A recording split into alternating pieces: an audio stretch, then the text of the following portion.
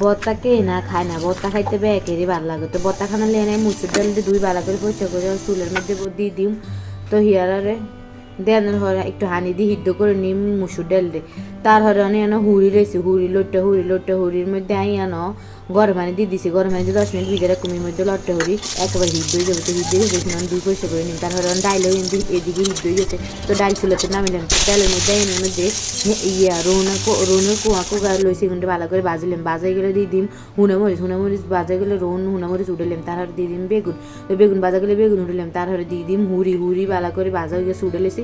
এখন নাই এই মুসুর ডাল এখানটা একেবারে ভালো করে একেবারে আদির ছটকা লইতেছে। তারপরে দিয়ে দিম বেগুনটা দিয়ে ভালো করে ছটকা লইম। তারপরে দিয়ে দিম হুনামরিচও দিয়ে ভালো করে ছটকা লইম।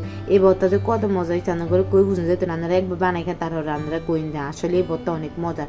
তো হুনামরিচও ভালো করে একেবারে মিশে লেছে। তারপরে দিয়ে দিম হেঁচ কুচি দিয়ে ভালো করে আবারও মিশে লিতে আছে। তারপরে দিয়ে দিম তারপরে দিয়ে দিম হুড়ি। তো এখন বেগুনটা ভালো করে আবার মিশে লিতে আছে। তারপরে দিয়ে দিম সরষের তেল দিয়ে আবার ভালো করে মিশে লিতে আছে। আজের এই ভর্তা অনেক মজার হয়েছে। রান্নারা একবার বানাই খায় আর ইয়েটা শেয়ার করে দিয়ে। তারপরে দিয়ে দিচ্ছি ধনিয়া লবণ দিয়ে একেবারে বাদ দিয়ে খেয়ে মা আজের ভর্তা কত মজা আছে কই বুঝেন। ঘুরে ভিডিও সামনে ধন্যবাদ।